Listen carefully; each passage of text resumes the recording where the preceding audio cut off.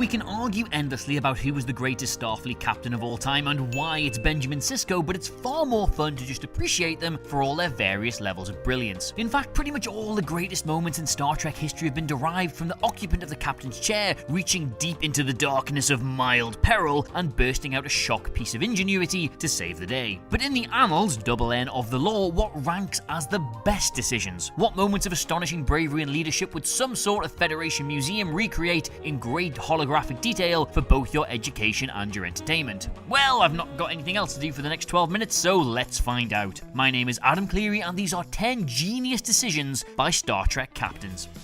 Number 10. John Harriman just lets Kirk do his job for him. Now, you might not remember the name of John Harriman, and, well, fair enough, because he only shows up for a few minutes in Star Trek Generations. You remember him, though. He was the commander of the Enterprise B, whose entire personality and ability to command a ship apparently wasn't getting installed until Tuesday. When the his Enterprise, receives a distress call from an El-Orion refugee ship that is caught in some sort of energy ribbon, he springs into action with all the speed and urgency of a hungover student getting up to put the kettle on. While all of his plans to save the ships are very sciencey, none of them are actually any good. Lucky for him, he has a secret weapon sitting right on his bridge in the satisfyingly round shape of James T. Kirk. On board as a spectator for the ship's maiden voyage, yes, but also probably the greatest Starfleet commander of his time, Harriman presses Kirk into service, putting away his pride, and allows the more experienced head to save the day for everyone. Well, everyone except for all the people on that first ship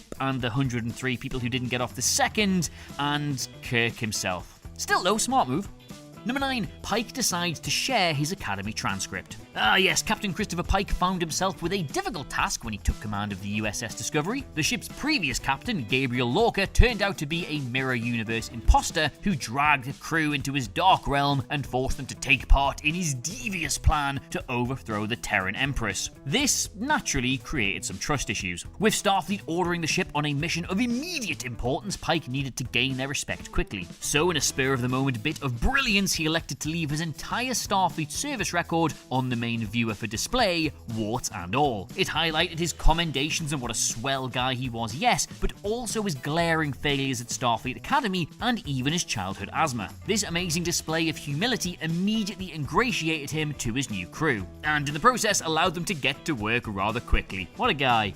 Number 8. Sisko punches Q. You remember Q, right? He's the immortal, omnipotent, omnipresent little trickster of the universe who plagued both Captains Picard and Janeway. Sure, Starfleet is all about discovering new life forms, but Q is probably better described as a dick. Benjamin Sisko, though, who we've already established as Star Trek's best captain no ats please, found the best way to deal with him. He punched him, just right in the face with his big, manly fist. It was brilliant. Oh, you want some backstory, do you? Very well. Your Majesty, Q showed up on DS9 in pursuit of a woman, and when Sisko discovered him, he demanded that he leave. In a very Q move, the alien transformed Quark's bar into a boxing ring and challenged Sisko to a fight. Rather than just saying, "Enough, Q," like Picard would, Benjamin here just decided to slog him right in the jaw, and lo and behold, he never bothered him or the station ever again. Number 7. Picard decides to destroy the Enterprise. Yeah, we've all had a day like this. The Enterprise crew finds themselves trapped in a strange black void of space. Romulan warbirds appear out of nowhere and are destroyed, and then their sister ship, the Yamamoto, appears from thin air, or space or something, and disappears. Eventually, Picard and crew discover they've become playthings of an alien entity that has power over time and space. He can keep the Enterprise trapped in his void indefinitely and seems to be very interested in the concept of death. He tells Picard that he'd like to run some experiments and will only take a little over half the crew. Picard, not satisfied to play lab rat, decides to set the auto-destruct sequence rather than submit to it. Realizing that the Enterprise would be no use to him if everyone on it was dead, the creature rolls his eyes, relents, and lets the ship go. With that single decision, Picard outmaneuvers an omnipotent alien without even having to punch it in the face.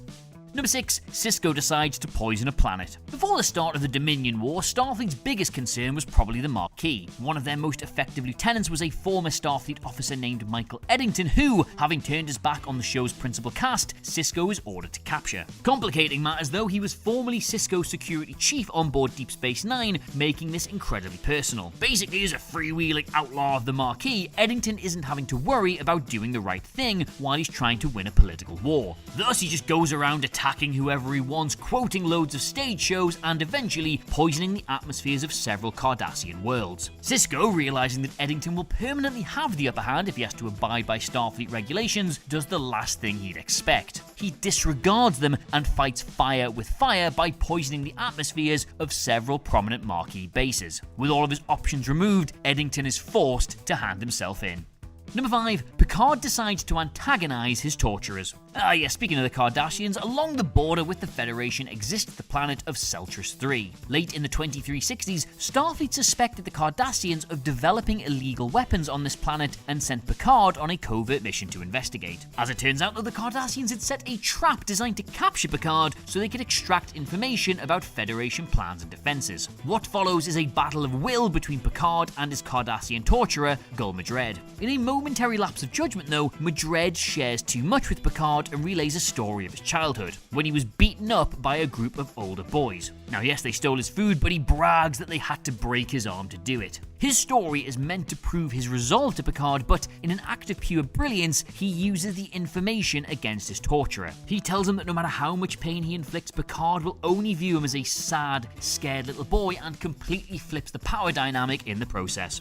Number 4. Kirk decides to cheat on a test. The Kobayashi Maru is an infamous psychological exercise inflicted on Starfleet cadets. It presents would-be command officers with an unbeatable simulation to teach them to accept no-win scenarios. Here's how it goes. The cadet is placed in command of a starship where the crew receives a distress call from a civilian vessel, the Kobayashi Maru. The ship is stranded in the neutral zone and under attack from the Klingons. The cadet can either enter the neutral zone, violating a treaty with the Klingons and potentially sparking a war, or they can leave the civilian ship to be destroyed by its attackers. It's entirely lose-lose, so how did Kirk win? Well, it's very simple. He just cheated the test. Kirk reprogrammed the simulation so that it was possible to save the civilians with no negative consequences. Starfleet gave Kirk a commendation for creative thinking, and he came out of the academy with a reputation for success in the face of impossible odds. Number 3. Janeway decides to trust a crew of terrorists. Before being flung into the Delta Quadrant by the Caretaker, lol, we've all been there, the USS Voyager's mission was to capture a marquee vessel. However, with both ships being stranded on the other side of the galaxy and a serious shortfall in her own crew owing to them being dead, she decides to recruit them. At this point, Janeway had a choice to make. Since the Marquis were considered terrorists by the Federation, she probably should have thrown the lot of them in the brig for 75 years and struggled on with what she's got until they got home. Instead, and when you'd say this out loud, it does sound deranged, she completely integrates them into her own crew, including handing them the roles of both First Officer and Chief Engineer. Quite how the 5th episode of this show wasn't just Janeway and Tuvok sat in the brig having lost the ship to a mutiny and saying, well, if it isn't the inevitable consequences of our own actions, is beyond me. Number 2, Archer decides to throw the Vulcans under the bus. I always felt sorry for the Enterprise crew. Given the first proper long-range exploration vessel in Starfleet's short history and with an entire galaxy to go poking around in, they're then just handed a load of Vulcan star charts and told to go where plenty of tedious nerds have gone before. One exciting mission sees them travel to a Vulcan monastery, which is definitely probably the Las Vegas of space, I'm sure. Mercifully though, something's actually happened here as the evil Andorians are messing with the place and leaving all the doors open to let a draft in. The Vulcans are naturally all like, oh yeah, these guys are dicks, just being mean for no reason. You definitely don't want to believe anything they say about us. Archer, though, does a bit of digging, discovers the Vulcans are actually spying on them and straight up grasses them to their blue adversaries. The Vulcans hit the roof as much as Vulcans can, but in years to come, the Andorians remember Archer being a top lad and help form the Federation itself. Number 1, Rachel Garrett decides to die defending Klingons. Captain Rachel Garrett might be the most influential captain to ever take command of a ship named Enterprise. Yes, I know what I said. With one decision, she simultaneously ushered in an era of unprecedented peace between the Federation and its greatest adversary, and spared humanity from a war it could never have won. All it cost her was her own life and those of her crew. Responding to a distress call from Neandra 3, she found the Romulans attacking a defenseless Klingon civilian outpost. Not being on friendly terms with either side, lesser captains would have just quietly slipped out and let them get on with it. Garrett, though, in a moment that defined Federation history for decades, rushed into a clearly hopeless situation to at least try and defend the Klingons from being slaughtered. She failed, of course, and actually slipped forward in time for a brief moment, but the glorious death she earned her crew humbled the High Council into decades of peace.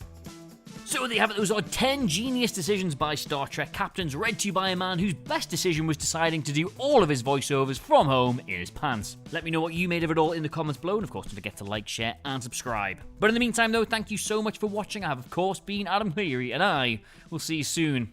Goodbye.